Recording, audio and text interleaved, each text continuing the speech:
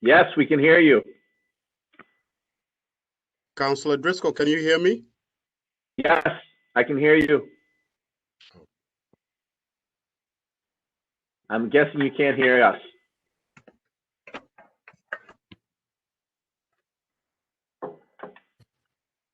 Okay. Now I can hear somebody. I was not hearing anything. Okay. We're rocking it now. Yes. So in the committee, I see Councilor White, and is Councilor Allen anywhere that I'm not seeing? Is she here? All right. Okay. And we have our fellow councilors. I see Pro Tem Khalid Bey, Councilor Green, Councilor Hogan. Am I not seeing anybody else from the council side? I think that's it. I see Deputy Mayor, our Clerk, Chief Clerk Capanis. I see Corporation Council. I don't see Chief Buckner. Is he here? I'm here, sir. Yes. Okay. Yeah, Okay. Excellent. Excellent. Okay. All right. Let's get going with this. Few ground rules. If the chief is going to do a presentation for the first 15 minutes, and after he's done, we'll start the deliberation process. The second part, that if there's any member of the public that has joined us today, this is not a time for any public member to make any comment. We have reserved February 18th at 5 p.m. as the time for that, for the public to come in and give us their part. So p.m. February 18th, 5 p.m. Is the time. I think that will be it. Chief Buckner, would you want to start us off?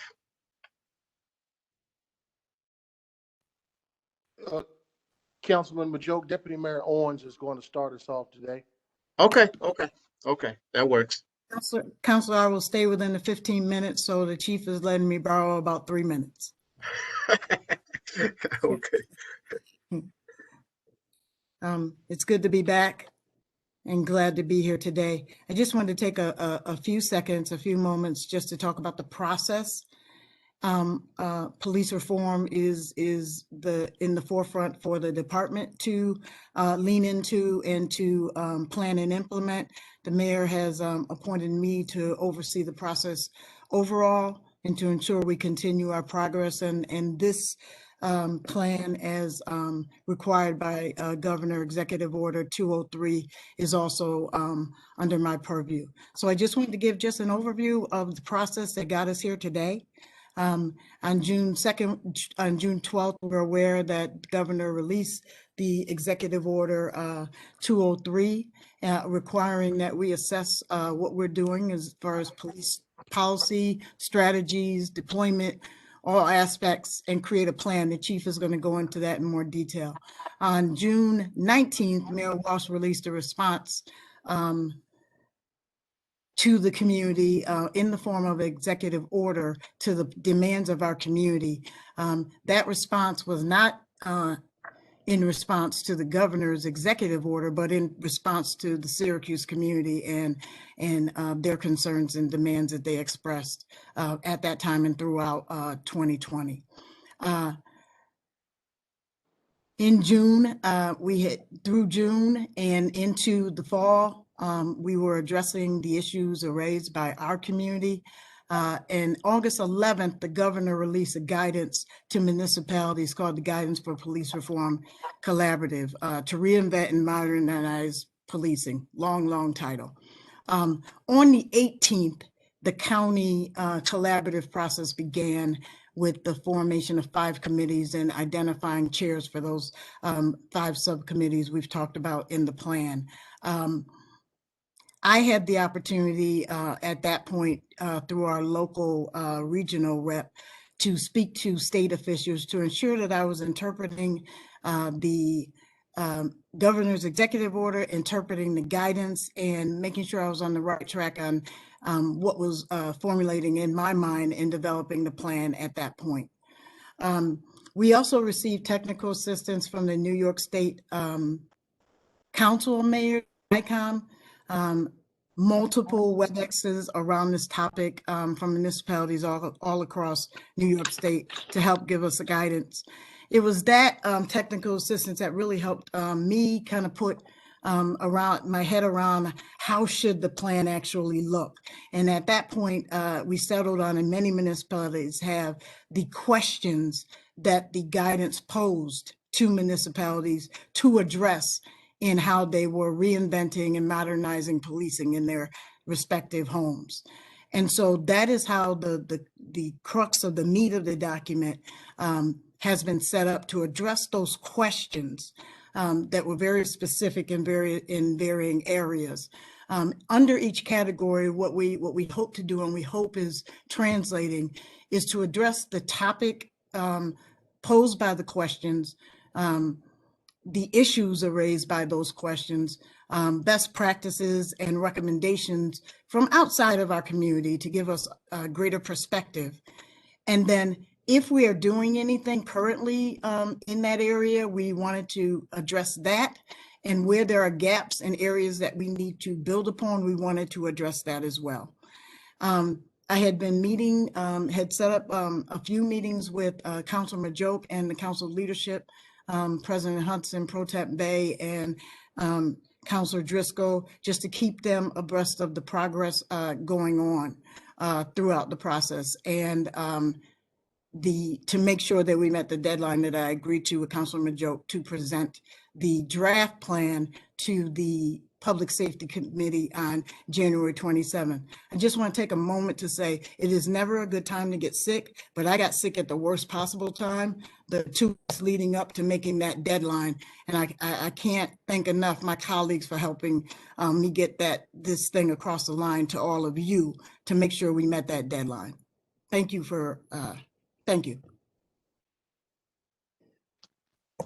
Deputy Mayor, it's good to have you. Definitely good to be back. Okay, Councilman Majoke, I take up the next few minutes or so to kind of give you an overview of our conversation and kind of some of the things that you were specifically wanted to make sure that we hit on the head, with the understanding that after learning of it today, of the 5 tenets that we certainly want to make sure that we covered, that we're prepared to put those 5 tenets in a separate summary so that you will have that for your full review. But I do have an overview of those. But I think it's first important. I want to just re-echo what Deputy Mayor Owens said. And today is our part of this process where we're seeking input from the Common Council, because many of these things are open-ended and continue on today. And the plan is that we have here is in draft form. So your input is very, very strategic on our part, and also very, very important. One of the things that came out in our first initial meeting, it was said by a couple of the council folks as well. They felt like that there was not a lot of new stuff, or maybe anything new in the document. One of the reasons that I think that you feel that way is because this is part of a continuous improvement movement with this administration, in the form of many of these that are titled reform items today that were part of the mayor's mandate when I arrived in the city. So for example, on day one, my expectation, the expectation that placed upon me was to do a top to bottom assessment of the organization, to improve police and community relationships, have accountability for the police officers, overtime management better of that budget, and then also to remove the police department from this island-like setting to where we were kind of in our own world doing our own public safety thing, and not so much connected to the greater piece being that of city government. That was a part of our mandate before George Floyd. And that's why some of the things that you're seeing in here, they don't necessarily appear to be new to you, but these are things that we were doing before that incident occurred. And it's difficult to get excited about those kinds of things because some of the things that you're already familiar with. Part of our 2021 goals this year for both the new items that you see here in the police reform and the items that we were working on and continue to work on is to be able to provide these things consistently in an accurate way and also transparent about how we go about doing those.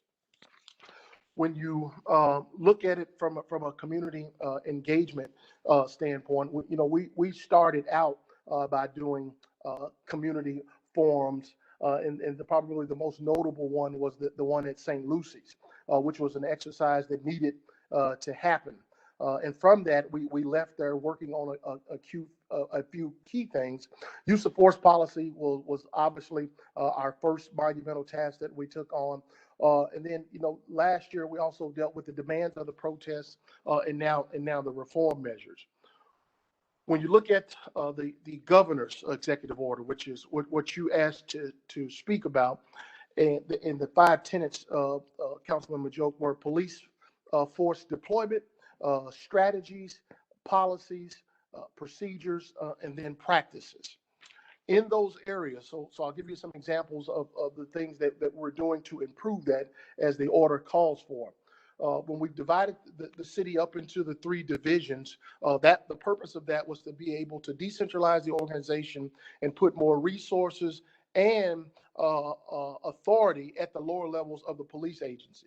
The purpose of that is for what you have today in the form of the captains that you all call now when you have an issue. And we wanted you to have that intimate relationship with those captains because they were going to be the experts for your respective areas. The next thing was to put an emphasis on the patrol bureau of the police department, which is our uniform division. We're at about 65% percentage rate for the number of police officers that we have in patrol. And that is so because we want patrol to be the offensive, defensive line, the backbone of a police department. So we made that with our disbursements of the classes. Once they go solo, we made patrol a priority. Now, the downside of that is that's not hurt, but somewhat limited some of the things that my investigative and support bureaus can do because they're not getting some of their vacancy fills as a result of us trying to keep that front line filled. The other part of that deployment strategy that you've recently seen is to try to address this spike in violent crime that we saw last year in a record number of homicides with our gang violence suppression detail. But we wanted it to be different than it was in the past. In the past, we had a unit called the Green Pants, and they were very productive and did a lot of good work. But it also came with complaints from the community about how they were treated, that they were only kind of seen as an enforcement unit, and we did not want that for this unit. The uniform for that unit is the blue Navy uniform of a police officer, and they drive the marked cars. They also participate in community projects so that they're not just seen as enforcers in the community. Moving on to strategies. The key strategy for us that I want you to understand is our crime control model. So first, we're a data-driven organization. We gather, analyze, and disseminate information with the purpose of putting that in the right people's hands so that they can then go and focus on the right locations and the right individuals that are in those hotspots causing problems. Next is our effective partnerships from a law enforcement standpoint. And that includes state, federal, and local, and we're on a number of task forces. And then also nonprofit, business community, education, clergy. All of those sectors are part of that strategy. And then the last piece being community involvement, and I'll talk a little bit more about that later with the advisory groups. So next, I want to go into the policies. So policies was huge for us. The issues that we see with the organization from a policy standpoint started with just a complete overhaul, which we're about, I would say, maybe a third of the way through, maybe a quarter of the way through of looking at these policies with a company called Lexpol that's helping us overhaul a complete overhaul of all of our policies. In addition to doing that with Lexpol, we've signed up for accreditation through an organization called CALIA. We're about 6 months or so into that, and that's for the police agency. The next component of that will be signing up the training academy later this probably late summer or early fall. Little bit of historical part of that, we were already state certified, so that's kind of something that was there in place, but we continue to be state certified, and we kept that certification. The next thing in the form of policy is our first policy. I think that what you're seeing here is probably our third version of the use of force policy. We did it, and these are just some of the highlight of policies because there are many more. The transgender policy, our body worn camera policy, our no-knock warrants policy, and then the other part of that is being able to push these things online. And my goal is not only just to have them online, but for you, the citizen, be able to do a query when you have a question about a pursuit, or when you have a question about a traffic stop, that you should be able to go online and pull up that policy that SPD has, and we make that transparent to everyone and on what the guidelines are for the organization to operate under. That's also covered in the mayor's 16 points that he gave. Next, I'll move on to procedures and examples of some of the areas that we're trying to improve with that. You had asked Councilman Joe about the no-knock. Well, currently, the new policy that we have for the no-knock, it requires a lieutenant or above to first approve the warrant before it goes to a judge. Once it goes to a judge and comes back, then the deputy chief or myself, or being Chief McGork in the investigations, would have to approve for the warrant to actually be executed. So they can no longer do those things in-house within those investigative units. That has to come to the chief's office. Next, military surplus. We put an inventory list together of the things that we have, and then we also have a process in place by which you have to present a letter on what you're requesting to get from military surplus. Then that letter will either be approved or denied, or then we'll ask for additional information, and then we'll send back a letter to that individual letting them know if we can get those items. For any of those big ticket items, or being big in the form of controversy or something involving an arsenal piece or something of that nature, or be perceived as that, I will certainly make sure that that the mayor and I are having those conversations about that type of equipment before we actually pick it up. Also, from a procedural standpoint, we now have put back up our liaison committee, that we have that group that is responsible for kind of being a bridge between us and the CRB, and CRB working directly with them for the issues that we may be facing that we can work on with those groups. I also have a meeting with Renette once a month, and then we also have the process of to where the discipline that I render must come after Renette's suggestions when she sees the file. As I believe it was early as either this week or last week, I contacted Renette because I felt like that we procedurally had sent some files over that did not follow that commitment, and we have since fixed that, and that process should be working the way it was designed to going forward. Lastly, practice. So when you're talking about some of the practices that we're improving upon that we've highlighted in here, the critical incidents. So providing that up-to-date information to media when we can on scene for those, and then in the early 24 hours, 48 hours afterward to give the updates for that. For a officer-involved shooting, which there was a little bit of discrepancy with that put in the universe as to the interpretation of that.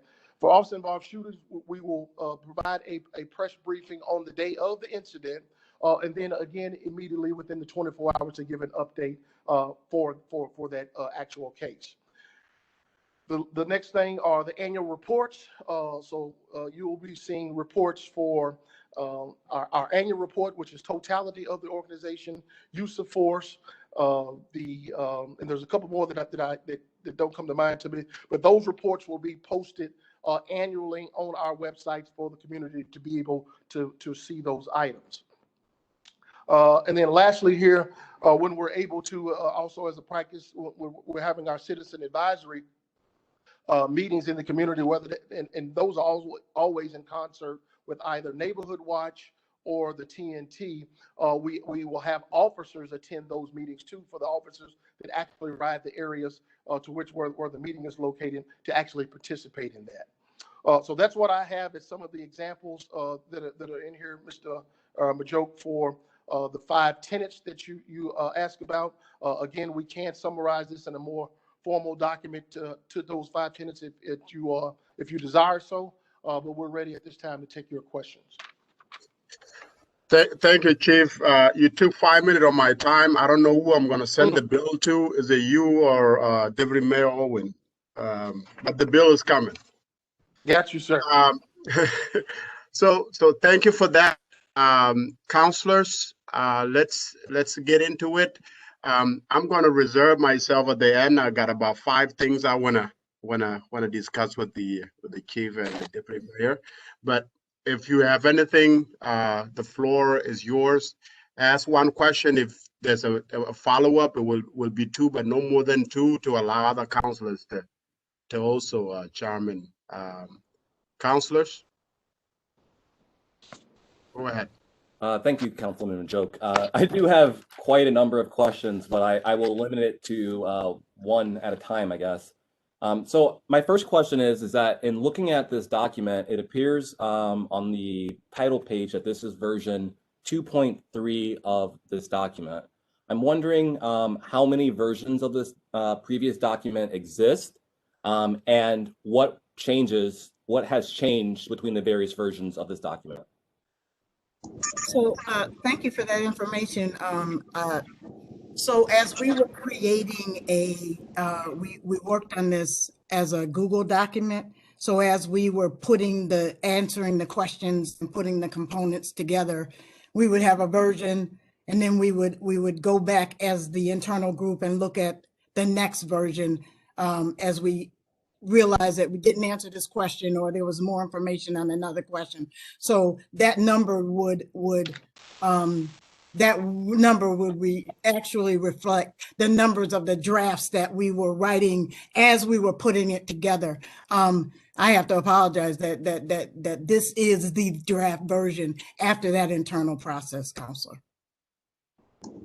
Thank you very much, Deputy Mayor, and it's good to have you back, and I'm glad that you're feeling better. Thank you. I would also wonder, as a follow-up to that question, who from the administration besides yourself was responsible for actually getting together and putting together this document that's in front of us today? So we have had an internal team working on police reform all year. That has been our corporation counsel. It has been Mark Russin, who is our policy person in the police department, Chief Buckner, of course, Chief Cecil, the other chiefs who have responsibility over the various administrative components of the police department. Our API team, I cannot speak highly enough about Hannah Garrity, who has been the person responsible for herding cats for us. I've had a couple planners from the NBD team as they're on the ground in the neighborhoods, and we're helping Maria Maldonado Lewis, who was helping with the community meetings. That team has come together. Ruthnie Ongran, who is the document that you see before you was a Word document the day before. She pulled together it so it can be digestible for the public. So that core group, and chief folks, if I'm leaving anybody out, please make sure I don't, but that core group was the bulk of the individuals really going into and reading it. Also, I'm leaving out Janet Burke. Once Counselor, once you do something, you're reading it multiple times, your eyes glass over and you just stop seeing stuff that you should. So I asked other members of the city staff, our director at ABI, I asked Janet Burke, who writes grants all the time, to take a look at it. So a team effort. And Michika and Amanda. Yes. Over on our side too. Yes. Yeah, I'll just add, it was so collaborative. There was no one author, different parts written by different people, lots of input, really collaborative across departments. And Councilor White, to that point, sometimes what we want to make sure as we go back and begin to take in the comments and the feedback we get, that we that doesn't sound like multiple people wrote it, that it sounds uniform to the reader. Certainly. Councilor Majoke, if you don't mind, does anybody else have a question? Go ahead, Counselor. So I have just questions, one but go last ahead, Councilor. one last one, Counselor. What? Okay, well, so I'm looking at your, let's start here. I'm looking at the list of community stakeholders. So if you turn to page 17 of the report, it lists a number of community stakeholders with you met in putting this together. So my question would be, and it really is a compound question, but I got to get it all in one shot according to Councilor Majoke here. So I'm wondering, for all of these organizations that are listed, when did you meet with them, right? How many times did you meet with these organizations? Who might have been present at any of these meetings? What did these groups demand? And what of their demands actually ended up in this draft report?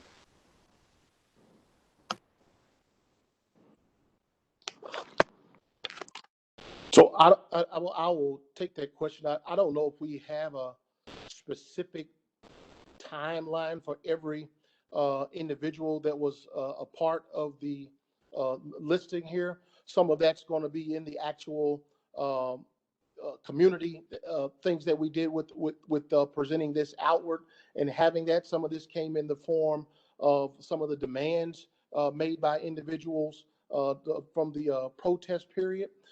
Some of this were pre-existing things that we were working on prior to the police reform efforts. As far as what items that are in this document that in correlation to what they actually made a demand, we can get follow up with you on that for the items that were individuals presented written documents as to what they were seeking, and or through some of the chat conversations that we've had in response to the community forums. Counselor, I'll add that if I'm looking at the right page, you said 17, right? So that list of individuals were the individuals that identified themselves as the People's Agenda for Police Reform. So I listed them. Those were the entities that were identified. In addition to those, as the chief has just said, I had some individual meetings with some stakeholders from our disability community, from our session with the youth. So I had some individual, we garnered feedback from those individuals, and we do have notes from those sessions. What will be part of all the final is some summations of all of those meetings. And just to clarify, Sharon, the groups that you met with that you were mentioning, those are on page 18, Counselor, under community focus groups.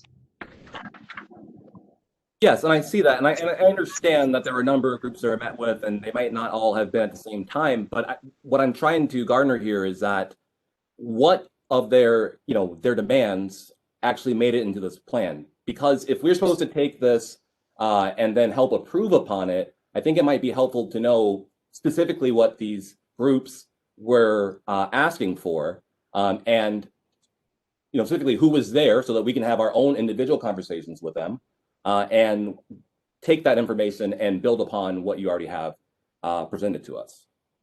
So for the individual groups I met with post, aside from the People's Agenda, I can get that information for the council and provide that to the council.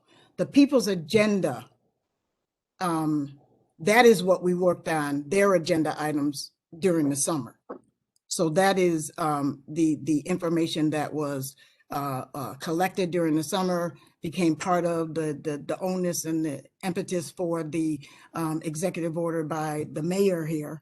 And those components are embedded within the document as we continue to work to responding to those demands that they made.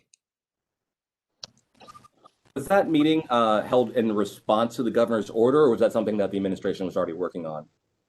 The People's Agenda for Police Reform was the first coordinated group that approached the city hall with a list of 9 demands around police reform.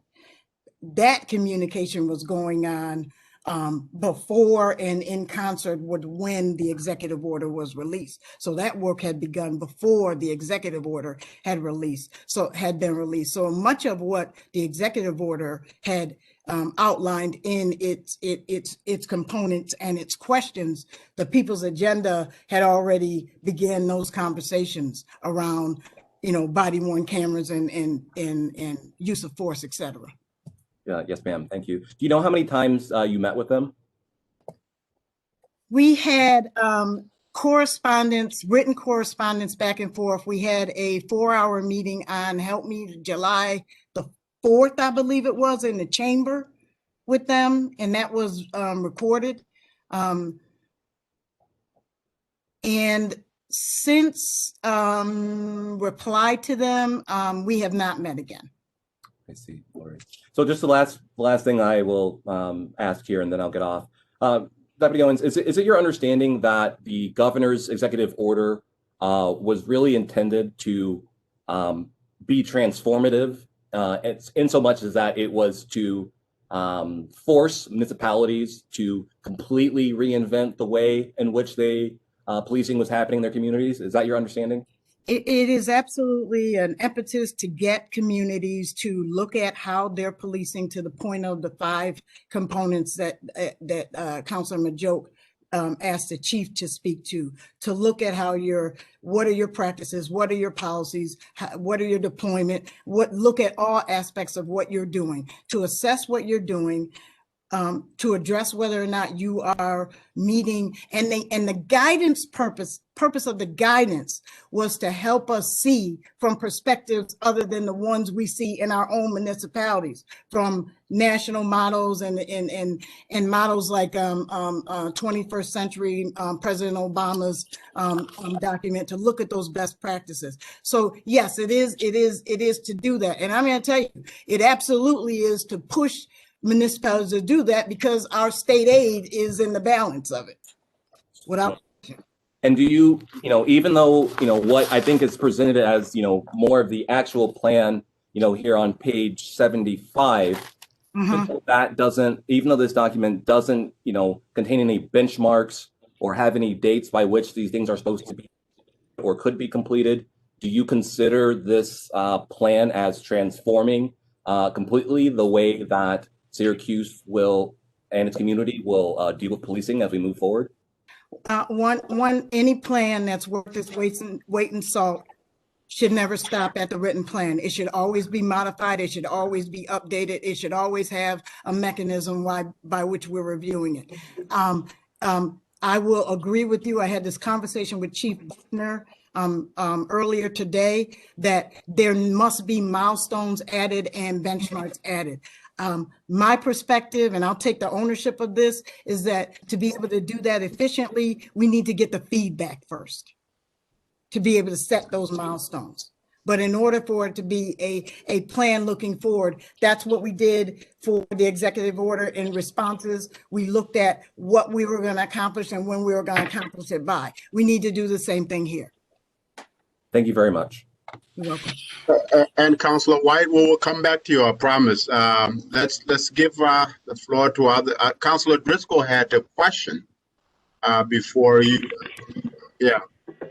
Yeah, I'd like to just kick the tires on a few of the executive order stuff that got touched on, Chief, if you could respond to. So you mentioned having SPD policy on the website. I suppose I could have checked this before the meeting, but is that all happening? All policy is available on the SPD website, is that correct?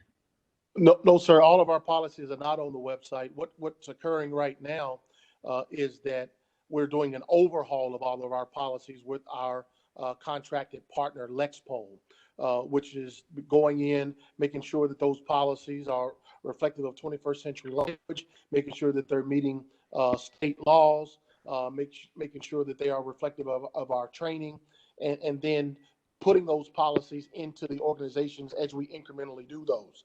But however, there are some key policies that we have been working on that are online, one being the use of force and the body-worn camera policies, because it was a collaborative effort that was done, and we put that up once that was complete. Okay. And then I remember seeing articles recently that we have all active officers that are on duty with cameras, with body cameras. Where are we with dashboard cameras? That's also mentioned in the executive orders. Where do we stand currently with dashboards? Well, I want to correct something you said there. All of our officers do not have a body worn camera. Our uniform Right. division has a body worn camera in the form of about 220 to 230 cameras in our uniform division, which covers a few other units. We researched the dashboard cameras, but at this point, we've gotten information back from them as far as what they can provide and taking a look at them. But it's a financial question for us now. So we would have to come back to City Hall, to Common Council to say, well, we're ready to move forward with dashboards cameras. Where are we going to get the funding to be able to do so? And do we have it? Keep in mind, 2021 is the first year that we are paying for the body worn cameras post our grants that we received to actually start the program. So to the tune of about $380,000, we're paying this year ourselves. So anything that we will be adding to that will be added to that dollar figure over the next 4 years. Thank you. And do we have a ballpark for what dashboards would be, roughly? Joe Cecil, do we have a ballpark on the cost of each item? I know we probably don't. I'm answering my question out loud to myself because we didn't pick necessarily a vendor. But Joe, do you have some of the prices of the respective cameras that we looked at? Yeah, as I recall, Chief, it was about $350,000 to place dash cams in all the uniformed marked vehicles. Okay. Okay, just curious. And then another question about the executive order with, I remember when 50A first was implemented at the state level, many cities, chose to make that information public. Syracuse did not. But are we hitting that target with 50A? It says one of the executive orders is to make sure we're in compliance with all state. Where are we with 50A? Can I take that one, Chief, Deputy Mayor? Okay. So we have received FOIL requests after the repeal of 50A, and we are in the process of responding to them. We got, as you might imagine, a lot of them, and some of them are requests for, all of the department's files, all of which are paper in form. So we are going through the process, or SPD is going through the process of scanning. It requires a lot of person hours to respond, because each document has to be reviewed for any necessary redactions. For example, there may be some sealed records in there that we can't legally release. So it's a slow process of releasing, but there are requests that have been fulfilled, and we're actively working through all of them to release documents. So if someone has asked for all of them, I imagine that's a tall order. Do we know, again, I'd imagine this would be ballpark, but how long it will take to honor some of these requests? I understand it's time consuming, but do we have any timeline in mind? Yeah, we've given target deadlines for the requesters. I could follow up and share those with you. It depends on, some of the requests we want every personnel document of every officer since 1970. I'm not joking. And, so those are going to take longer than others. What we've agreed with a number of requesters is for a rolling disclosure. So as we have some available, we'll send them out. I know we're teeing up soon to send out a set. The easier ones have been, where they request a small number of officers, and we've tried to get to those. And then as we respond to those, then provide those to those who did the blanket requests. But it's honestly we could use a few more employees to do it. It's really overwhelming. We're doing our best to try to get through the list, but it's a lot. And then my last question, I know other counselors want to get on, but one thing that's always been important to me and something that I thought we could do a lot better at, Counselor Hogan and I have discussed a lot about recruitment and our efforts. It's very good to see the PSLA efforts, and I'm very happy to see Jimmy Oliver in his new role, and hoping that will contribute to some of the efforts with recruitment. But as per the mayor's executive order, are there other aspects of recruitment that we're working on, Chief, that I'm unaware of, that we're trying to do better with our targets for recruitment? And that's also something that when you were first hired as the chief here, Definitely very encouraging to me was your record from your previous jobs about diversifying the force and doing outreach from the community. Where are we? How are we doing? And what other initiatives are we doing to improve recruitment? So we recently underwent an exercise with the Department of Justice in the COPS office with an organization called CRITEC. CRITEC is Collaborative Reform Initiative Technical Assistance Center. They had 2 subject matter experts that they sent to Syracuse, and they did a number of interviews and observations, putting eyes on a top to bottom assessment of our hiring, recruitment, and retention efforts that we have with the police department. From that, over the next probably 60 to 90 days, they will build a list of suggestions and kind of a roadmap for us to get to what would be considered a 21st century recruiting model. So to give you some of the examples of some of the things that they would look at. So right now, our written exam is done on the numerical score, and then we have a cutoff score, and then everyone at that score and above is able to be considered. They are of the opinion that should be a pass-fail scoring, thereby you capture more candidates that you will have in your process to give us a larger pool of eligible candidates. The challenge with that for us, in which we certainly agree with the premise of that, the challenge for that is to logistically be able to canvass 250 applicants versus 180. So that's just an example of that. Once we have that roadmap back from us, we'll begin implementing those items that they are going to send us in that to make sure that we're reflective of that. The other part of that involves having more community input, which in this next class that we'll be starting, I believe in July, one of the things that we will have is a community panel. There's a lot of mistrust and misinformation on the part of the community about the hiring process. So we will have a panel of civilian Syracuse residents that will be a part of an interview panel that will interview the candidates near the end of the process, like we do for the Chiefs panel. Those are just 2 examples, but in short, we're overhauling the entire process, and we should have that back here within the next 60, 90 days or so. Great. Thank you, Chief, and thanks, Councilor Majoka. I appreciate it. You're welcome, Councilor Driscoll. Now, Chief, just out of curiosity, your camera is not on. Is that intentional, or as well as Chief Cecil? It is intentional, sir. I'm working from home today. Okay. Yep. All right. Councilors? Anybody? Councilor Allen? Yeah. Go ahead. I was waiting to see if Councilor Allen had questions. If not, then I'll go. Yes, no. I have a number of questions, Chief, but I think some of these are relative, so I've actually condensed them into 2, believe it or not. I had about 4 or 5, but some of them are relative, and so I'll ask them, and hopefully you can touch on, the 2 or 3 parts that's in the question, either you or the deputy mayor. And my questions are coming from page 22, the reformation and execution plan.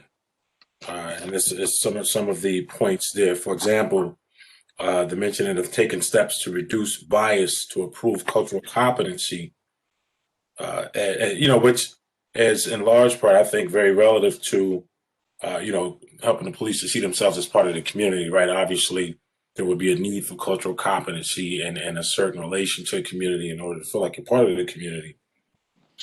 So I'm mentioning that to ask this question. Has it been considered to include in this document request to the state, and I don't know if the governor can do it by executive order or if it requires an act of the legislature, to amend the Taylor law to make residency an obligation.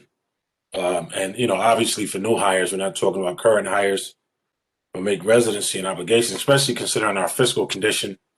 To have those incomes in the city would be quite the shot in the arm in terms of revenue generation. And so, because when you're looking at efforts to eliminate bias, cultural competency, causing officers to feel like they're part of the community.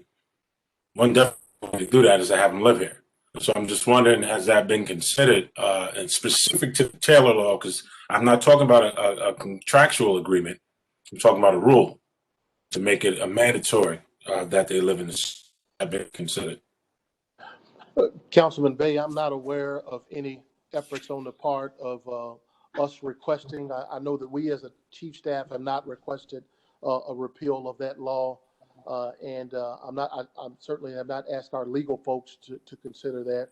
Deputy Mayor can tell you as to whether or not the mayor has approached that, but I will put in there what you said that you're not talking about. We did achieve that effort in an agreement between us and the PBA that's a part of this contract that is a part that is in front of an arbitrator as we speak. So the Taylor law, no, sir, but we're working on an effort to establish that contractually. Yeah, I understand contractually, but obviously that doesn't have the same type of teeth.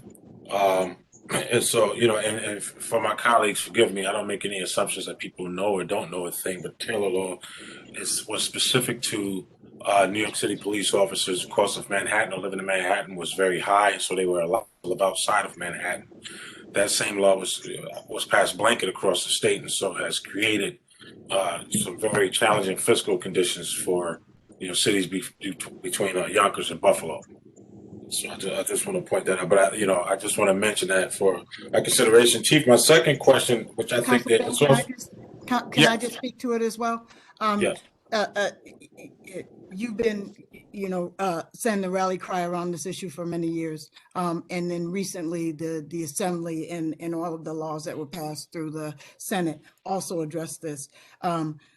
What I believe that could come out of this is that, as the council and the council's take on the Taylor law and the position of the legislative body of the city, as this plan is ratified, could be a message sent from the city of Syracuse. The other thing is that I would have to believe that multiple municipalities, particularly along the upstate corridor, are feeling the same way.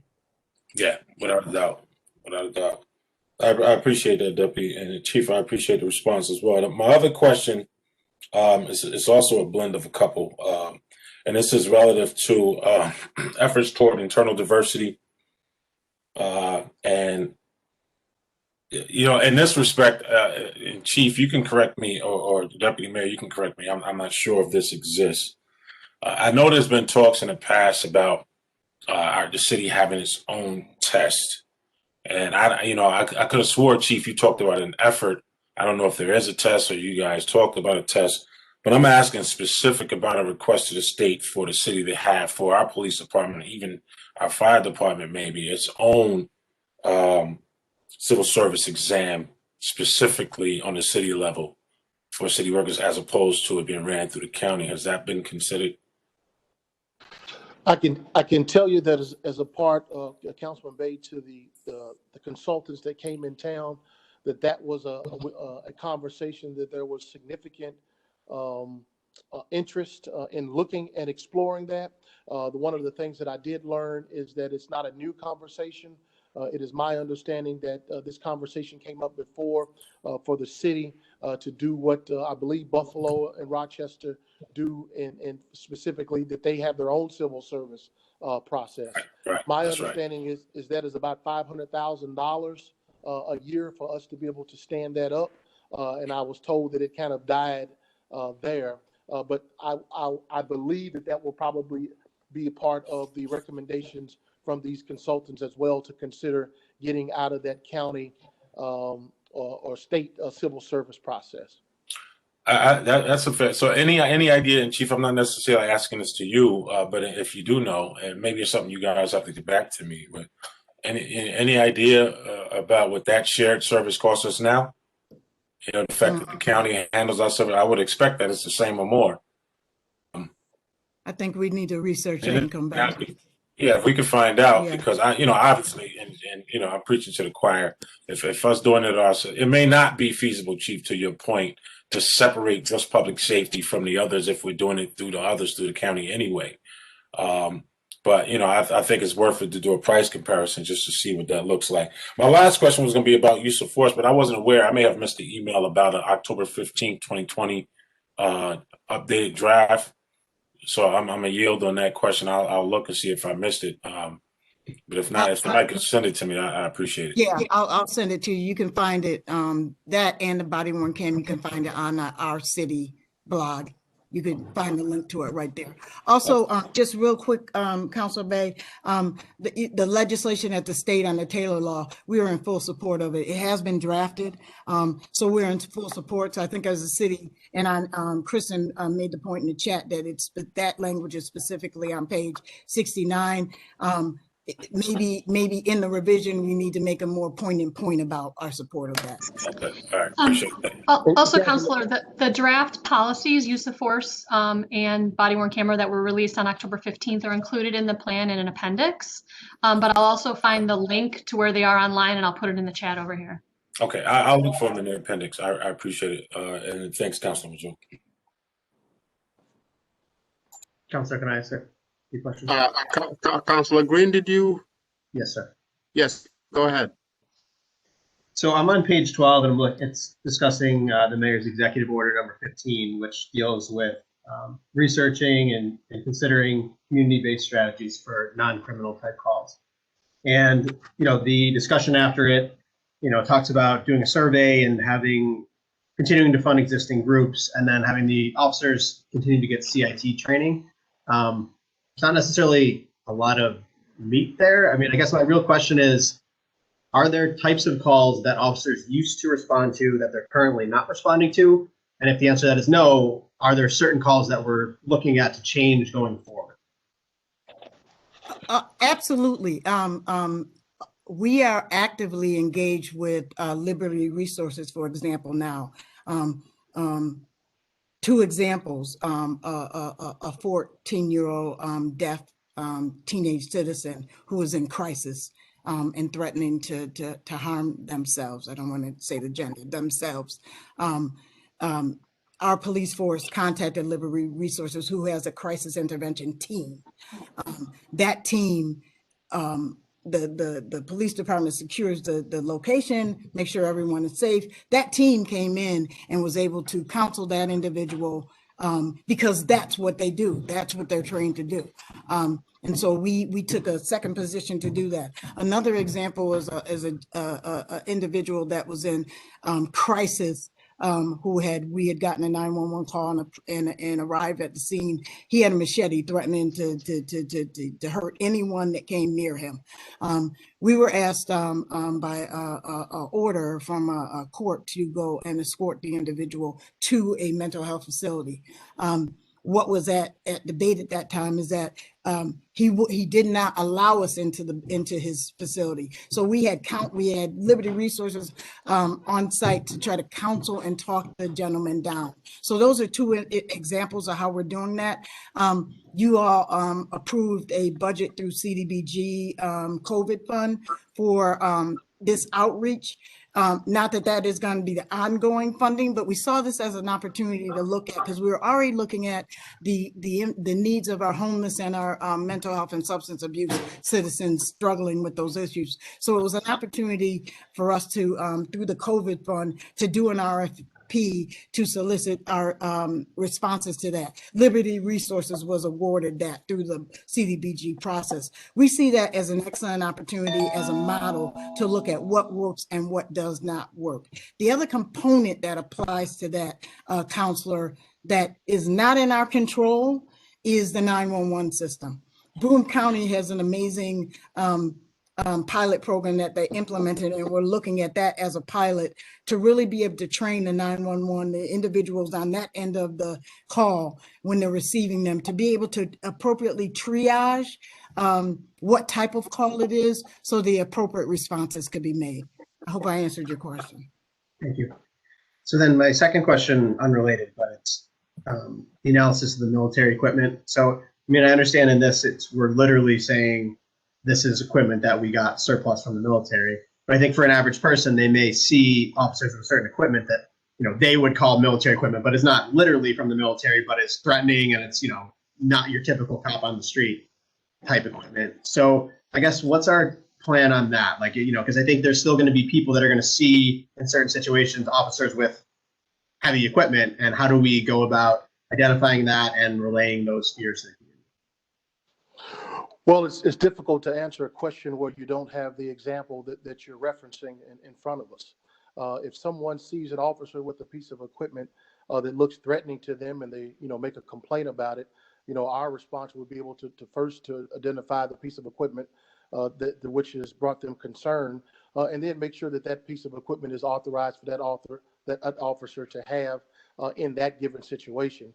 To your point, there are a lot of pieces of equipment that we have that you don't use for every day-to-day calls for service, and then there are some unique circumstances when we have equipment that are for that given moment. But we would address that on kind of a case-by-case basis. But I would also, I think that our objective 80 percentile public understands that police face a lot of very dangerous and unknown situations. And in some instances, we don't have time to go back to the truck or to the warehouse to get that equipment. So we may see something on a scene that we're prepared for a possibility that may make people uncomfortable, but we would rather be prepared than not able to protect the officer or the citizens. Okay, thank you. And my last question is, what do you see as the role of the Citizens Review Board in helping to come up with this plan and also reviewing it in the ongoing dialogue? The role of the Citizens Review Board is one that acts as an advocate for our citizens. They are the piece of our accountability to where if a person does not feel comfortable coming to police to lodge their respective complaints, that they have an avenue to do that through the Citizens Review Board. Our job is to make sure that we show them the due regard that they deserve and that they were designed to have, and to make sure that we're fully cooperating with the language by which they created them. So obviously, some of those things were challenged on a good day, at least in recent history. And I think if you were to ask Raynette today, that she would probably give us a fair 6 out of 10. But I would tell you we probably were on a 2 3 years ago. So that to say that, there's certainly not a moment to stand around and pat ourselves on the back, but I certainly am happy to see the progress that we've made over the past 24, 27 months. I appreciate that. I'm saying specifically about reviewing this plan, though. How much feedback have they given you regarding this plan? I've not gotten their feedback yet. She got a copy of it a couple of hours before you guys got it at our last meeting. And I'm sure at some point during the community portion of this exercise or individually directly with us, we expect to hear something back from them. Thank you very much. Thank you, Councilor. And I know you're welcome, Councilor Green. I know Deputy Mayor Owen and Councilor Driscoll have to go because they have another obligation at 4 o'clock. So if you don't see them after this, that's where they are. So any other councilor? Just to the councilors, thank you for the opportunity to speak. You all know you can reach out to me independently if you have any further questions you need me to respond to. Thank you. Any other councilor with questions? I only have one there, Councilor Joke, Sure. Police Chief. Maybe this isn't a way of maybe making him, I'm sure he's aware of it, but Councilor Bay and I were at a meeting the other night, and we've all heard it before, but there's a lot of negative feedback around the 3-zone issue. That you split the city up before. And I know this is probably a logistical issue for you more than it is anything else, but I noted that when you did make that decision, you thought that it would help the captains have a more direct link into the neighborhoods. But, the 3-zone, the people believe that 3 zones sort of take in so many neighborhoods that some people, especially in my council district, believe they're not getting the proper police response because of that 3-zone. So I'm wondering if have you evaluated that and assessed that since you put that into effect? Yes, sir. We're and I'm not aware of a broad group of people who are dissatisfied with the decentralization of the divisions. I'm aware Well, of a couple. Chief, excuse me, but if you go to the next TNT meeting up on the north side, I think they have invited you and I think Chief Cecil and maybe Chief Trudell. You'll hear it personally from them. So, Yes, sir. And we'll be at that meeting. But we've heard from two individuals on the north side that were unhappy that they felt like that they were not getting the police presence, visibility, and to your point, response for the North Division. When we initially divided the city into the three divisions, we equally divided them at 33% for the personnel that we had. Since then, for the past couple of classes, we have disproportionately assigned officers to the North Division because they represent nearly 50% of our population. We certainly understand that the unique challenges that we have with many of our new Americans on the north side with the language barrier, and given the size of the footprint and the population, that we needed to put more officers up there, and we've done that. In addition to that, Captain Fournier has done an outstanding job of communicating and connecting with the community up there, and I probably get more compliments on him from the constituents in the North Division than I do the other two divisions combined. But we continue to monitor that. It's a very challenging area. Overall, their crime was down 10%, I believe, last year in overall crime. We get a vast majority more positive feedback on the performance in the North Division and our divisions as a whole with having the three captains than we do some of the individuals who are unhappy. Chief, this was no way critical of Captain Fournier or anything other, because Captain Fournier does a terrific job. I'm just wondering if you've evaluated and assessed that in any kind of way, as far as and would you ever consider on maybe going on like a 5-zone or a 4-zone instead of 3 zones? I have not considered going on a 5-zone or a 4-zone because I don't have the personnel to do so. I don't have the cars to do so. And it doesn't make sense to divide a city with 25, 23 square miles up into 5 areas with the limited number of officers that we have. How many square miles did Little Rock have, Chief? I believe Little Rock was about 115, 120 square miles.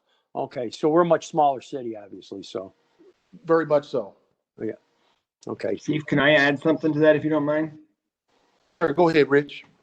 Thank you. We also, just to let the councilors know, we did a redistricting, which meant we looked at all of the territories that make up the city of Syracuse, and we equalized them based on call load. This was all done in 2020. It was one of our goals.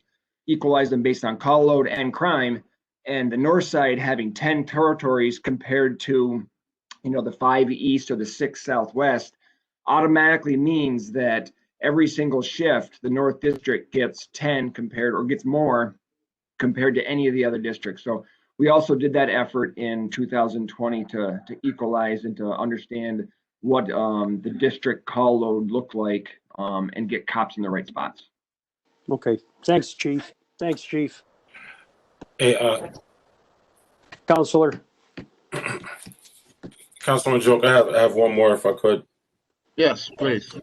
First, I want to say I was looking through the use of force policy, Chief, and and I see the deputy mayor got off, but I spoke about something relative to the other policy, and so I don't, and I see the changes. There's no need to rehash it here. I think you know what I'm talking about, Chief. There were some things that I had brought up in the previous amended policy, and I see that those changes were made. So I want to express my appreciation for that. But under section 300.7, it's subsection A5. Yes, sir. What are the subject exhibits? Yeah. And this seems like this is the area where the lines get blurred, right? I'm looking at some of the things, and this is just and I want to draw a parallel here. Obviously, we ideally we train our officers to have and to be able to use a certain amount of discretion, but this is often where we get into trouble, right? This is often where the lines get blurred. I'll give you an example. I am oftentimes mistaken for being an angry person. People mistake the fact that I'm willful with being angry. They mistake the fact that I'm disciplined for being unapproachable. I also got thick eyebrows, so that may be a part of it too. I hear this a lot, that I'm unapproachable and that and I'm angry. And forward only goes forward. If I veer to the right or the left, it's no longer forward. What I'm talking about is candor, right? But that willfulness is often mistaken for anger. And so it's understandable that this is what I'm saying. And I'm only saying this, Chief, to say, and I don't say it under the assumption that it doesn't happen. But whatever additional training we can do to make sure that when we use our discretion under subsection 5, where we're closer to accurate than we are inaccurate, that'll go a long way to make sure that we are not, creating, some issues like the ones we've had in the past. Because obviously, when you leave it to the individual's discretion, and again, this is, with respect for the training that our officers go through. When I look at, for example, pre-assault indicators, I don't know what that means, right? I don't understand what that, or what might be considered kinetic body movements. Everything is kinetic body movement. Every time I move my hand, my head is kinetic. So it leaves room for the lines to be blurred. And so I just express that just out of concern. I don't really have a suggestion in that respect, except to say that I hope that, we give as much attention to that specific type of training, because I think that'll go a long way in changing the interaction with our officers and our citizens. Councilman Joe. So Councilman Bay, Sure. just to respond to that, the bullet that you have identified, I agree with you. It's very subjective, and it can lead to some misinterpretations. To that end, that is why we train on use of force, on defensive tactics, on considering totality of circumstances, on being able to accurately see when things are getting ready to go wrong. And some of the language that you're seeing here are in police jargon that the average cop will read it and certainly understand it. And you being a citizen and a legislator, you look at it and you may feel like, well, it's too wide open or it leaves too much to interpretation. But I can tell you that there are some things that you and I will understand. For the examples that you were given, I share those. I can't tell you how many times that I've had to consciously think about what I was going to say to someone, how I was going to say it, simply because I'm big and black. Because it would be seen as more forceful, or it would be seen as intimidating, or it would be seen as violent, but because I'm animated. And people of color, we're animated people. We could be standing there talking about the Super Bowl, and someone who can't quite hear what we're talking about would think that we're in an argument because of that. But that's where cultural competency comes in, which is why we want to bring in that training. But I can assure you that the things that the officers, when they're using force, that they're going to have to be able to articulate these things so that we can understand why you did, what you interpreted. So it's not just like it's some open-ended invitation for them to do whatever to whoever they want to do it to. But I do understand your point about ensuring that these subjective areas that we have concrete training on exactly what that means. Yeah, appreciate it, Chief. All right, councilors, do you have extra question? Councilor White, do you have more questions? I do, Councilor Majoke. Thank you. And Chief Buckner, I actually want to follow up on the training aspect that you were just talking about.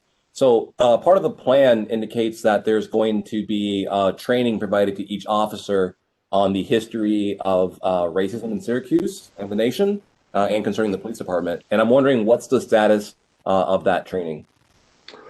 Well, one of the groups that we have met with during our going around talking to people and taking this show on the road, for lack of a better phrase, was a group of individual stakeholders, many of which were pastors. And then there's a second group that Councilman Bay is on, that's other kind of, I don't know if activist is the right word, but very engaged citizens. And when we talked about bringing them in from a training standpoint, was having this group of pastors talk to a recruit class about the history of racism, the history of Black community and police department from their perspective, who represent a broad reach in our city and this, I believe it's IMA is the name of the organization, but they agreed to come in and have that conversation. One of the other things that we were already doing that we continue to try to improve upon, but we have to reestablish that relationship, is our efforts that we were doing with Interfaith Works to talk about these conversations of the perspective of a police officer and then the perspective of a citizen that we'll call the community dialogue. So both of those are some of the examples that we would have in the form of training our officers on those very topics. So, Chief, I just want to make sure that I understand you correctly. So where I'm getting this from is that, in the mayor's executive order, item number 13 directs that you develop and deliver training as I have described previously. Am I understanding you to say that this meeting with these pastors is going to qualify as the training that the mayor has asked for in his executive order? I'm giving you an example of one of the items that I know that I'm aware of that we have here at the front of the line that we will do in the form of training with our recruits coming through the academy. And I would certainly would understand that there will be other items that could potentially be coming behind that. I'm giving you the example of the one that I'm aware of specifically. Okay, so there is no specific developed training as it exists now to address these issues. It's just going to be a conversation between new recruits and this pastoral group. So there's no specific developed training or curriculum for that yet, because number one, we don't have a class that's not due until July. So to establish that and have that ready, we will have that plan in place and ready for that class when it's appropriate for them to do so. With the understanding there's a 26-week academy once they start, and these kinds of things will come near the end of the academy so that they're better able to absorb and understand what we're giving them and why we're giving them that training. Okay, thank you very much, Chief. I'm also wondering, Chief, that part of this plan says that you guys already have implemented, the right to know aspects, and I want to know how implementation of right to know is going. Has it actually been implemented? Have any of the officers been trained on it? Are they currently giving out the cards as they are supposed to be doing? And has there been any progress made on the information gathering aspects of the law? I will let Chief Cecil give you our update as to what we're going to do here for the first quarter, and then what the rest of the bigger pieces that are left on, or to your point about the IT components that are the big dollar pieces, and also the logistical barriers that we have left. Gotcha. Thanks, Chief. So, Counselor, we have all the cards in-house. They are being distributed right now. Most of them have gone out. We have a TOP, a temporary operating procedure, that the officers have already seen, so they're familiar with what they need to do. Our green light for those cards is February 15th. We will hit that, meaning they will start to issue those cards, hand them out on February 15th. We need 2 PDF documents for the data training or for the data collection. One of those documents is completed. We hope to have the other document completed either this week or next week. Once those documents are completed, we can begin the training, hopefully by the end of October into March. The policy, overall policy of right to know, has been completed. It's being reviewed by the chief and the DC and the deputy chiefs. So that should be completed by the end of February, I believe. And the entire thing, as we mentioned, for the entire rollout is April 1st. So each component is still on track. We lost a little time with the business cards. We were hoping to start handing those out on January 31st, but we lost a few days. But again, those will begin on February 15th. So, Chief, I'm interested about that. So, implementation of the law was supposed to be December 1st, and I believe you came to us asking for a change in the cards so that you could make sure that the use of the internal ID number was appropriate. So what happened between that approval and December 1st and such that the cards have not been being used already? Okay, sure. So one of the things was we received the cards in January. We faced some contractual issues with those cards and had to send them out and have a reprinting. So we lost some time there. And that's why they are being handed out on January 31st, but our new target is February 15th. It was a contractual issue that put us behind on the cards. Chief, what do you mean by a contractual issue? Well, I'll let Chief Buckner handle that one, if you will. Chief? So the union came forward, and the concern that they had was placing the first and last name of the officer on the card from an officer's safety standpoint. It is not uncommon for our officers to receive threats, to be targeted for something that they've done in the job. We agreed with their concerns and agreed to put the officer's last name instead of officer first and last with the card. The unique identifier on the card was never in question, which is for our agency, the IBM number, same as employee number. So now the cards will have Chief Buckner, IBM number 1002. That's the information that they will have on that card. So, but the question raised by the union was having both first and last name on the card, which made us modify them. Chief, I'm just wondering, you brought the unique identifier issue to us. Is there any particular reason why you didn't talk to us about this particular change? Well, this particular change was not one that was outside the language of the right to know language. We asked for the officer's name. We were giving the officer's name. Asked for the badge number.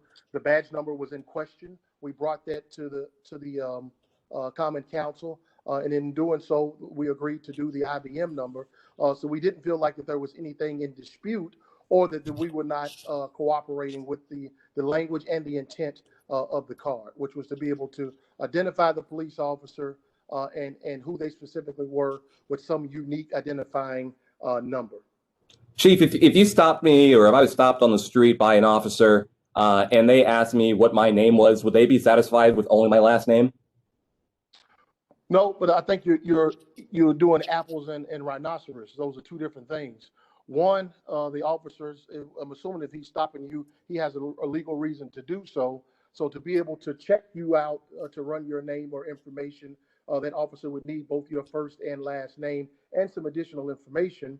In contrast to that, if you wish to complain on Kenton Buckner and how he treated you, you want to be able to identify him, who he works for, and who he is in your organization. You have that with the officer's last name, his IBM number, and where he works.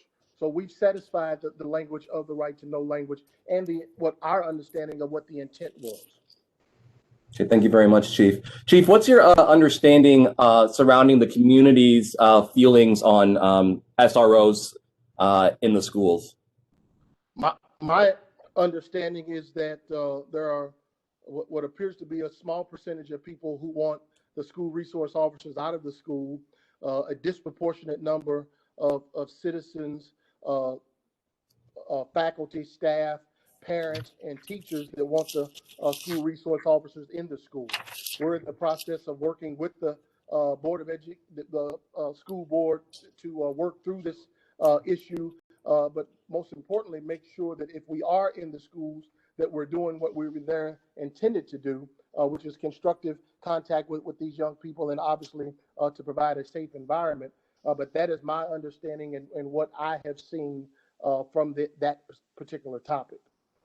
Chief, do you think that it's prudent for the administration to spend money on a consultant to figure out whether or not SROs should be in schools? I think that the kids and our school system is probably one of the most important pillars that we have in our community. It is also the source of a lightning rod in conversation.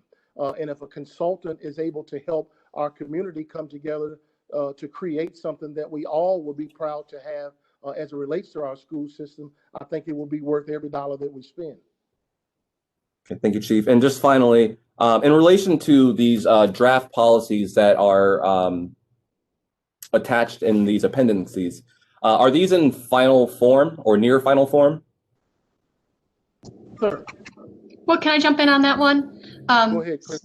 Right. So in terms of a timeline and how they stand right now, the Mayor Walsh's executive order directed that those policies be revised. And so that work started early on. And then when the governor's process geared up, we said, well, we don't want to issue final policies when we still need to go through this public engagement process. Let's combine this together and make sure that we get feedback on these policies throughout the governor's process. So that's why they were posted for public input back on October 15th as the mayor committed to in early summer, but we intentionally left them open for public comment throughout this process, even though it's a really long public comment period, longer than we might otherwise do.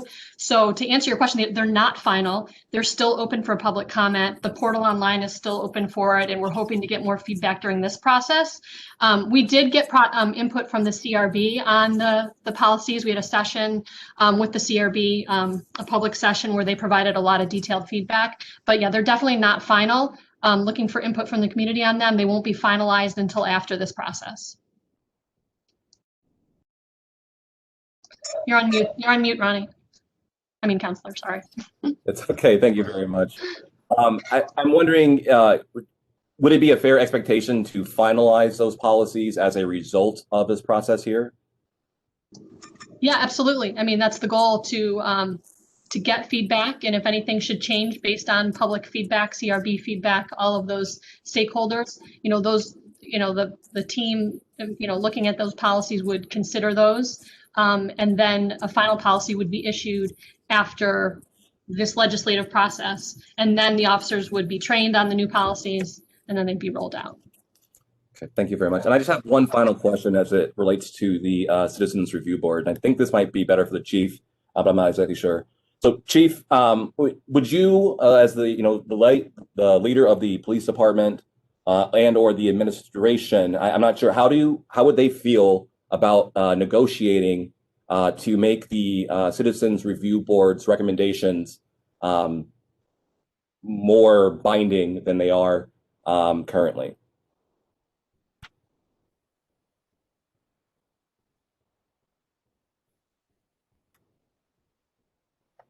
Can you hear me, sir? Sir, I don't understand your question. Yes, now we can hear you. I can hear you now. So what I'm wondering, I don't understand your question.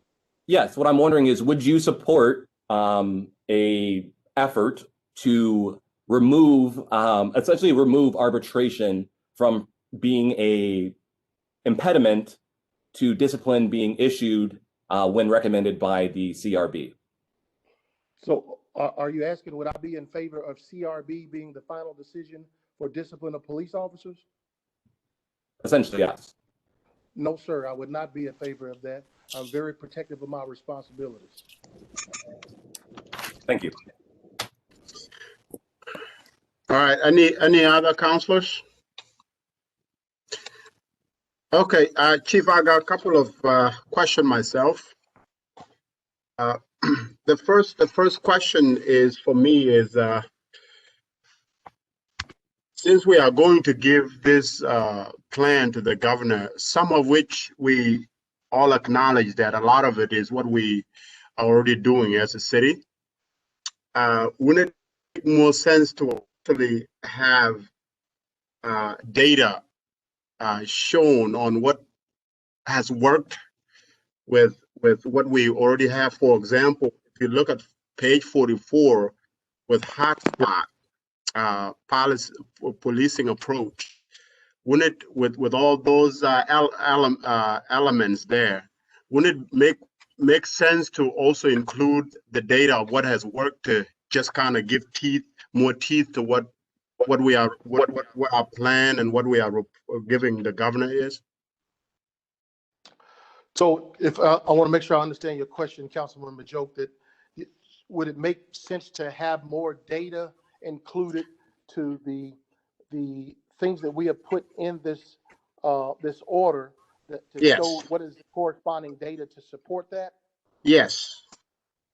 I don't think that's necessarily a bad thing. Obviously, some of the things here would be very easy to attempt to quantify it.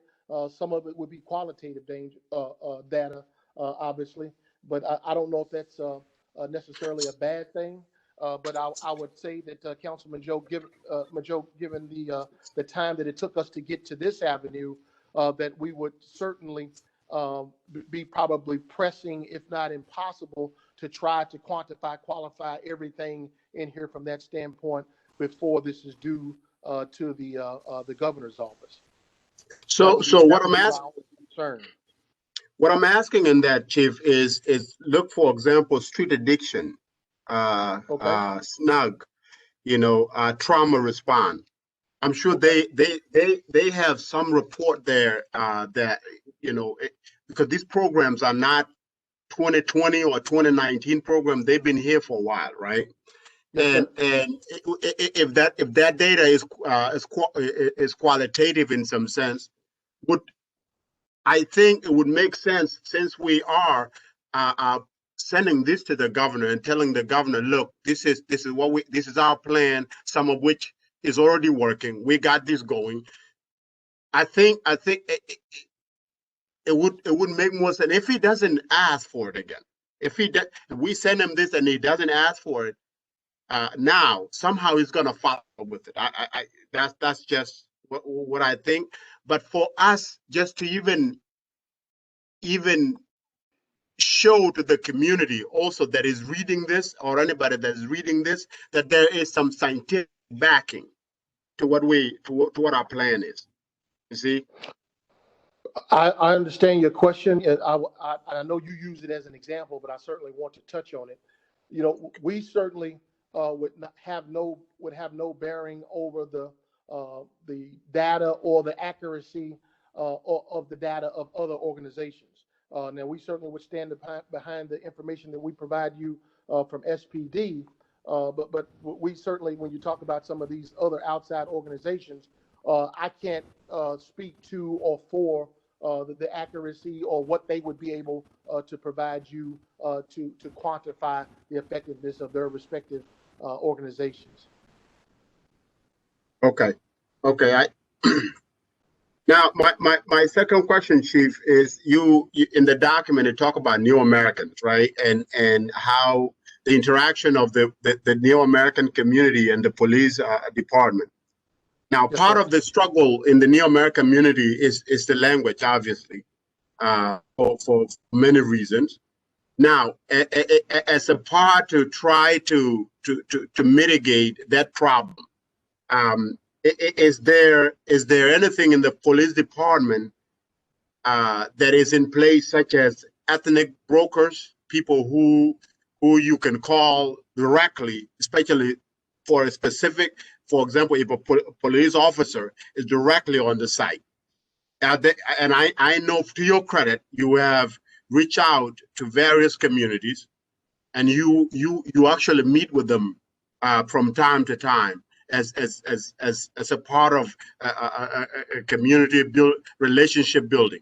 Now, based on a police officer, a single police officer who's on duty, is there any resources or like a resource book that an officer carry with them at all times, that, for example, if they stop somebody from South Sudan, for example, that do not speak and cannot communicate with the officer, that somehow at that scene that officer is able to contact that individual? So I will answer your question with the help of two different areas after I give it this overview. That is Trudell from the uniform standpoint, and then what McGork and our investigators do when they're investigating more serious crimes that we have language barriers. I will tell you that first answer to your question is no. I do not have a book or a cheat sheet for the uniform officer to have at his or her disposal to refer to for a list of people to call. We do have an opportunity with communications to use them for a piece of a contract with the company they have. I believe that company is called Voyance. Is that the name of it, Trudell? Yes, that's accurate, sir. And I have some follow-up information. So Voyance is something that we're exploring now on how do we get beyond, Councilman Majo, the contract for communications to where it's more of a contract for the on-scene police officer to address the concerns that you're making, and Trudell is heading that up for us.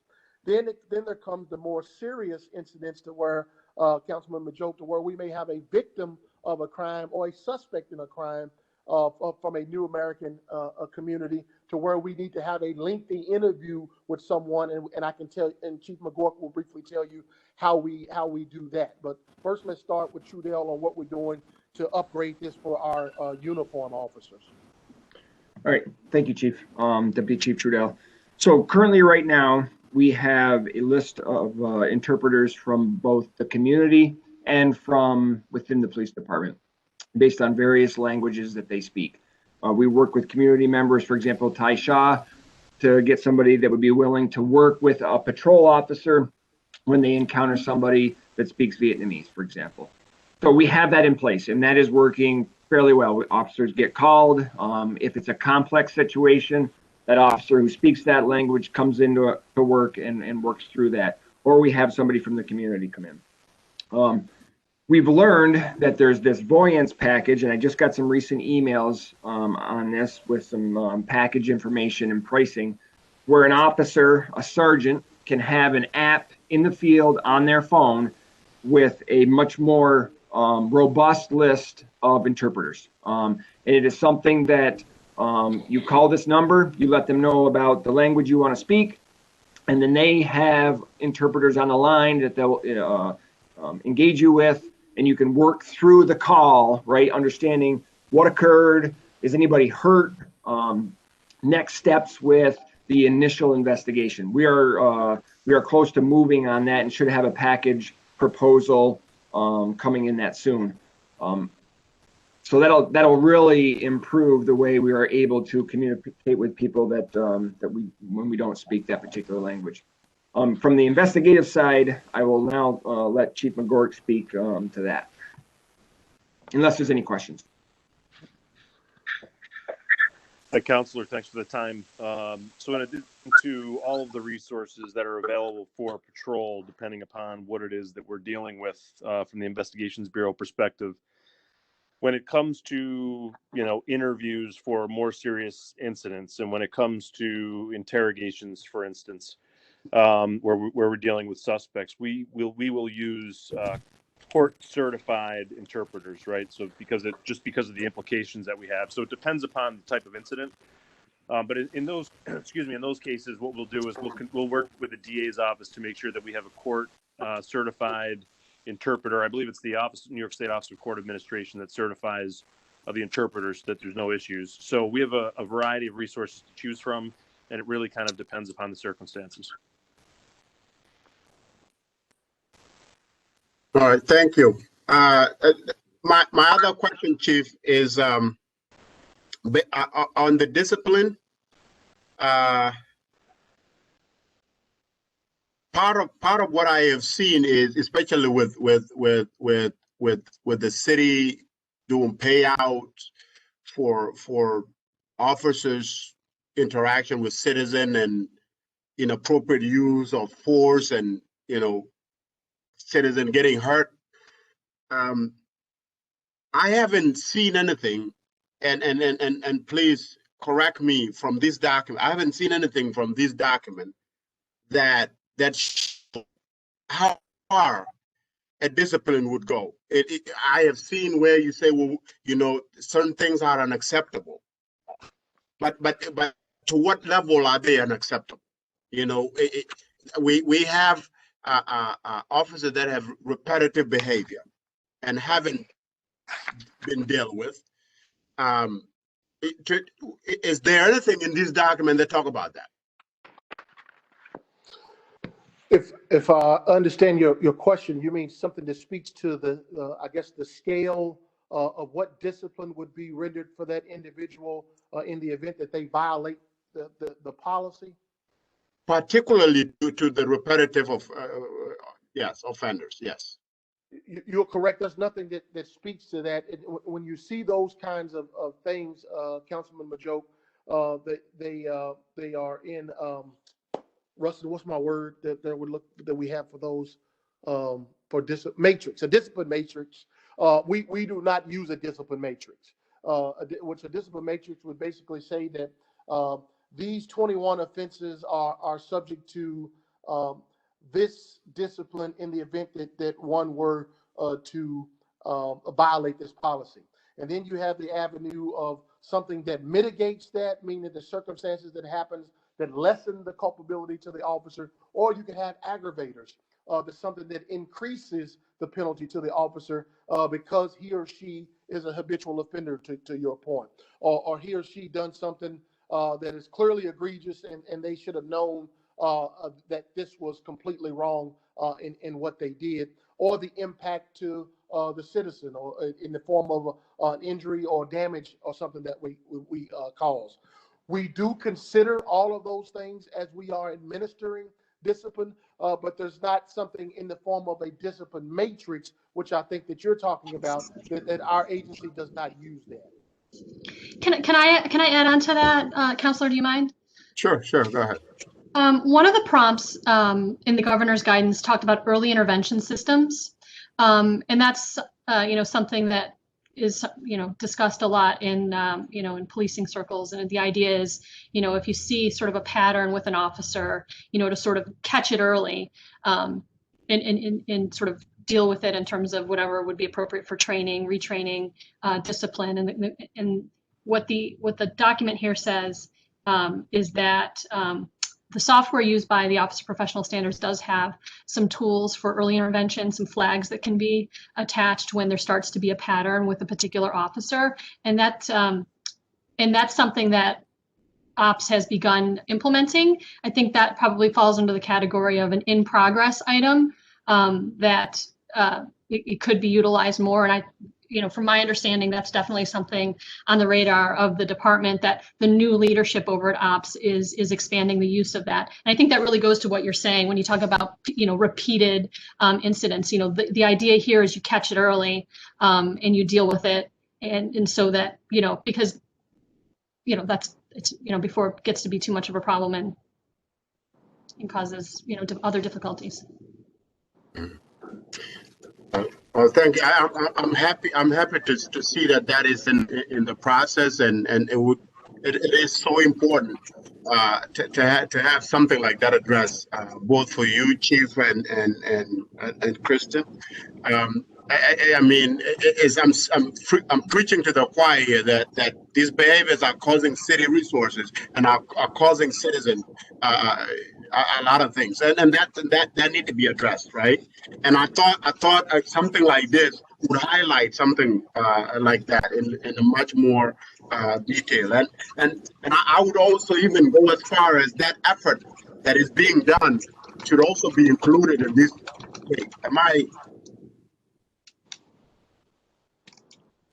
I think that the effort like that should also, Chief, be included in the document in some way where it is addressed. More explicitly to the early warning system that Kristen just spoke to. Right. That plan that is being worked, I think part of that should also be in this document, because it is a serious problem. Yes, sir. Right. All right. So my other question is regarding a consent decree. I saw that here in the consent decree. I'm glad we were able to, Kristen, to successfully make sure that the consent decree was still effective and not being taken away. Now, with that, I saw in the document that there's 314 officers. About, what was it, 31 of those 314 are Black, and then I saw that we are doing better with women. It's 17%, in which we are required to have 20%. Blacks, we are still far away. We're supposed to have 25%, but we only got 10%, right? So I not only is it a problem, and if you go down the ranks as well, if you go down from sergeant all the way to the chief, we did better, Chief, as I saw that it was like 20% for Chief. I guess Chief Buck with Chief Buckner and Chief Fowler, right? Going down the history. I saw that there was some improvement on the chief side, but in the middle, where the sergeant, lieutenants, captains, it's terrible, right? It's terrible, both on the women's side and then on the men's side, right?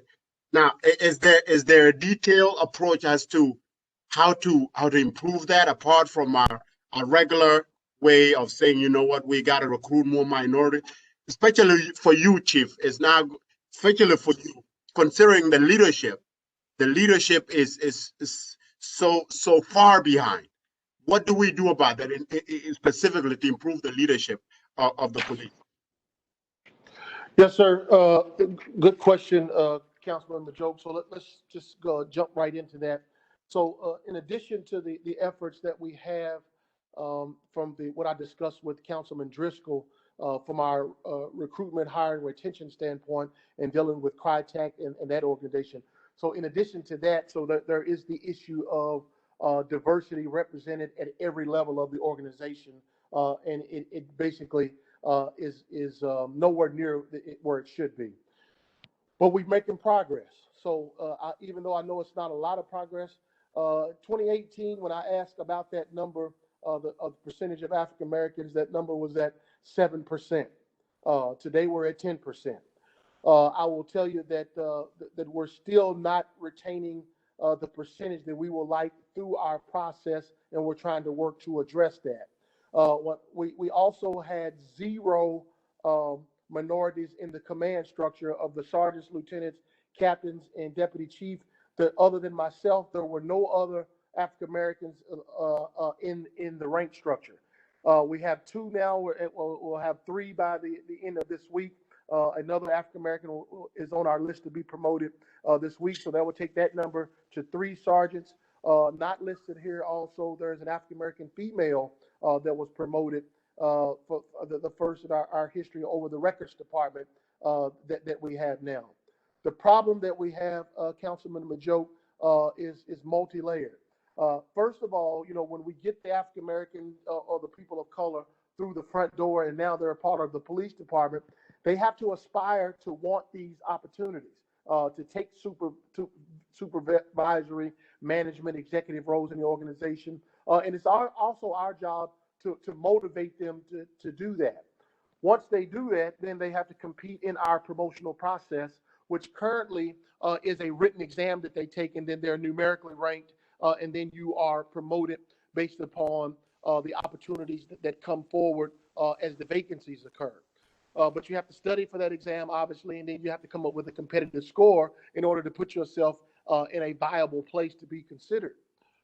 The other issue that we're looking at, in addition to with our hiring process, is the promotional process. Our goal is to create another component than just the written exam to add what's called an assessment center, which is basically scenario type of question given to a candidate, and then he or she gives you their response to that question as to how they would deal with that particular issue.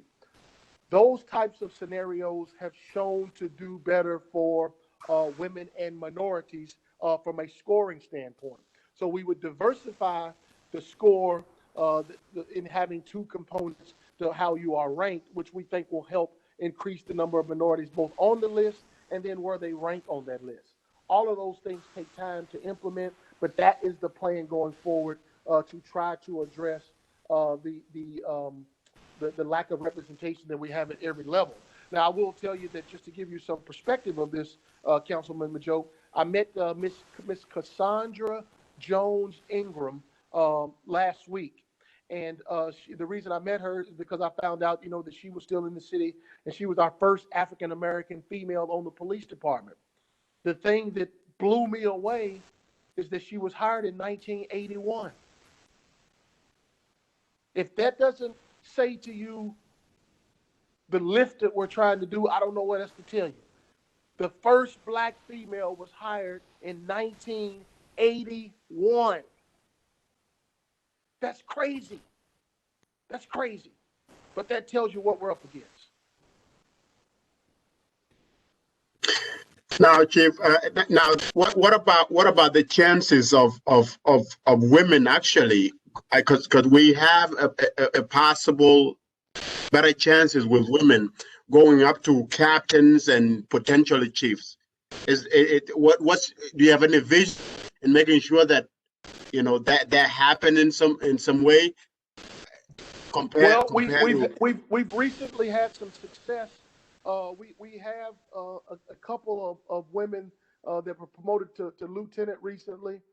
There's a new captain's list out that the number one person ranked on the list is a woman.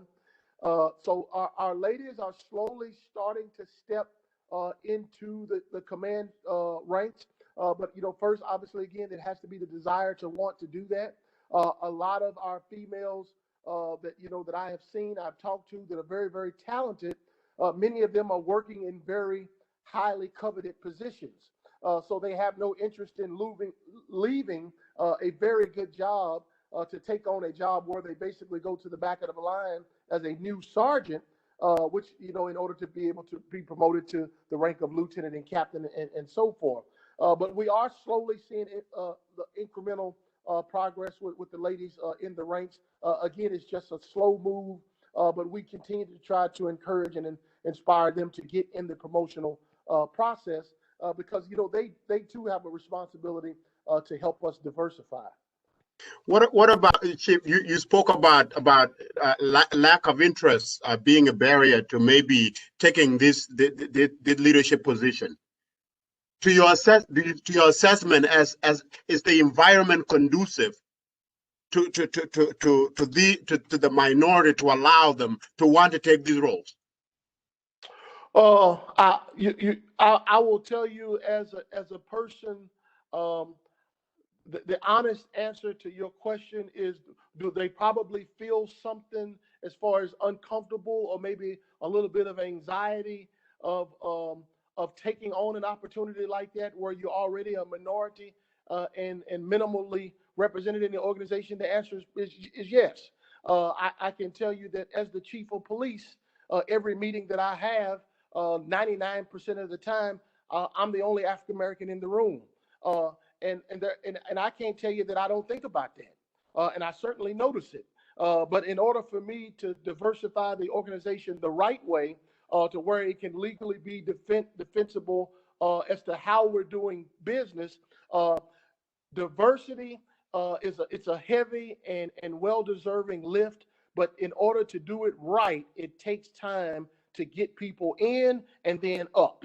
So first we have to get them through the door. That's my first challenge, and then to get them to move up is the second challenge. Both equally challenging, but again, if they are interested and bring their energy to the table to do that, we have shown in the short amount of time that this administration has had that if they are there for the opportunity and they've done the work, then they will get the opportunity. And some of that, to your point, is maybe from a perception standpoint, they maybe could have felt like that they wouldn't have got that opportunity. I don't know. I think that conversation is unique to every individual, both males and females, because it would be foolish of me to try to speak for how a woman feels about navigating in a male-dominated profession, because I'm pretty sure that there's some things that they feel that I'm not aware of. But I'm certainly sensitive to the fact that we need to be inclusive in everything that we do. And I try to do that as much as I possibly can, both inside and outside the organization. Now, does your effort include you actually sitting down with the potential candidates and allow an opportunity to express what they feel that hinder them from pursuing these better opportunities? Sir, I have an open door policy to the community and the officers. I think I subscribe to a chief has to be accessible inside and outside the organization. I don't know if you remember, but you're a guy that keeps up with the media. One of the complaints that was lodged against me is that I was stopping people in the public safety building and asking them, why haven't you taken the promotional exam? Well, the vast majority of the people that I asked that question were women. And some people took exception to that because they felt like that, why are you trying to encourage these women to take promotional exam? And why didn't you ask this white male who was standing over there that same question? And I understand by asking me, why didn't I ask that white male that question? Well, we don't have a problem with white males taking the promotional exam, but we do have a problem with the lack of representation of women represented, of people of color represented. And it's important, to your point, that they hear from me that I value that the community values that. And more importantly, when they do their part, that we're going to give them an opportunity when they put themselves in a position to be hired and promoted. Now, Chief, I think it would make sense to me, since I've seen a lot of this document is about showcasing what has been done. I think to me it would make sense to also showcase from the chief leadership perspective, to also showcase some of the effort that you have put forward, such as that, also as part of the plan, because this plan is being done to mirror what the community is, right? And none of what you just said there is in this document, right? Yeah, and some of that is more of kind of a testimony of what we've done and the challenges that we faced, and the things that we inherit as an administration. And every administration inherits some things that they must tackle and be responsible for moving forward. We certainly have hit our challenges head on, but to your point, we can provide a narrative in here that kind of describes where we were as a city, pre this executive order, or pre George Floyd, versus where we are today, and where we hope that this executive order will take us. Okay, thank you. My other question, Chief, is in the executive order, you talk about restorative justice. Now, from Kristen, I heard from Kristen earlier that somehow part of that effort include somewhat liberty resources. Why isn't there a good descriptive of what restorative justice effort are in this document? You said the question is, Councilman Joe, why is there not more information in here about restorative justice? Yes, about restorative justice. Yeah, justice. I know that especially on juveniles, categorically, and adults. Well, I know that there's an organization called Trinity, I believe is the name, that is referenced in the document. I don't know if we can follow up with you, or if Chief McGort can offer some examples of what restorative justice has looked like in our court system.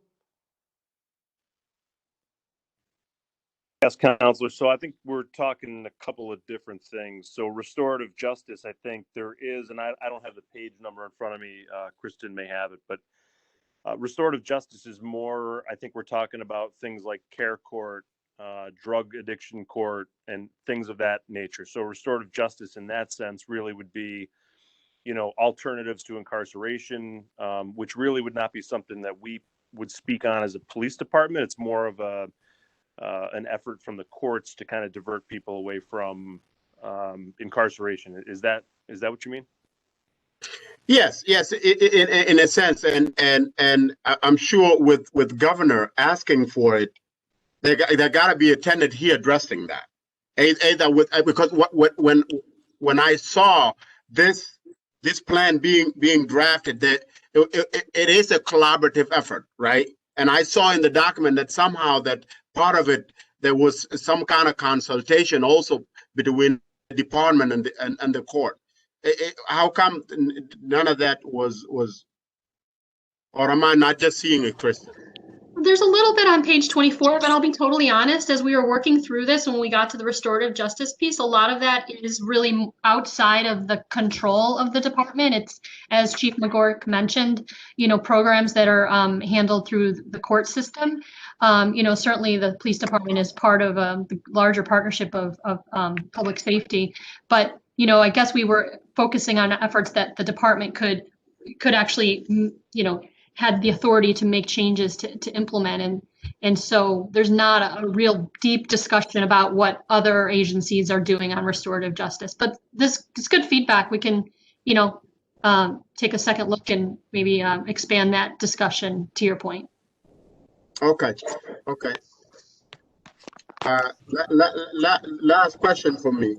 You know, Chief Buckner, you talk a little bit earlier about policies overhaul, and you're working with this organization to try to evaluate a couple of your policies. Will the council at least have the recommendation and the evaluation of that organization? Will that be available to us? Sir, yeah, you may misunderstood exactly what they're doing.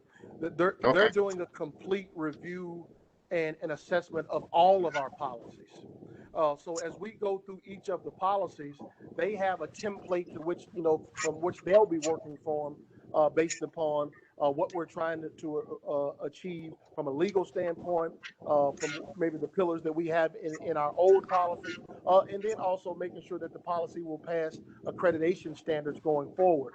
As we update those policies and we put them in place, we move on to the next policies that are up for evaluation. If you're asking to be able to see the policies that have already been done by Lexpol, we can get that to you, but it's an ongoing, continuing process, and I just asked about that, and that is something that will take us through this year and into next year of getting all of those policies updated. Okay, councilors, any further questions? Okay, Chief, moving forward with this process, we will have another committee meeting after the public hearing. So just to make sure that everything is finalized, because it's my understanding that when we vote on this document, that it cannot be altered after that, right? That's a Christian question. Is Christian, is that correct? Right. I mean, yeah, the plan that you vote on at whichever meeting you end up voting on it, that would be the one that would be certified as the official plan so that we can submit the form to the state saying that we've completed the process. Which is not, but I think to Deputy Mayor's point earlier, this is, such an ongoing process. So, and so, I imagine that as we proceed through the process of implementing it, perhaps changes could be made, but, in order to meet the obligation, you would have to vote on whatever version we have, at that date. If that makes sense. Right. And what I'm saying is, for example, some of the potential data are the 1st and the 15th. So, for example, the earliest we could vote on is the 1st, right? And if we vote on it on the 1st, that means that version is what you actually send to the governor. You can't edit it any further than that. So everything that we need to do will need to be in by then. Yeah, and we're aware of that, and have carved out time so that in the time following, and in fact, the time following that final public input, we have enough time to incorporate any changes, and I think we'll get going on that work. I have some time carved out tomorrow, knowing that we'd already get some feedback today to start, incorporating feedback. All right. Well, if nothing else, thank you all for coming today, and thank you, Chief, and everyone for staying with it. We got a lot of work to do, and I'm happy we are all working together. Councilman Majoke, if it's okay with you, I will circle back with you to make sure that I have the correct homework documented that you would hope to see us present to you going forward. Yes, and I have some other things I want to talk to you about as well offline. Okay. Yeah. Okay. All right. If nothing else, have a good night. Thank you. Yep. Take care. Thank you, Counselor. Thanks, counselors.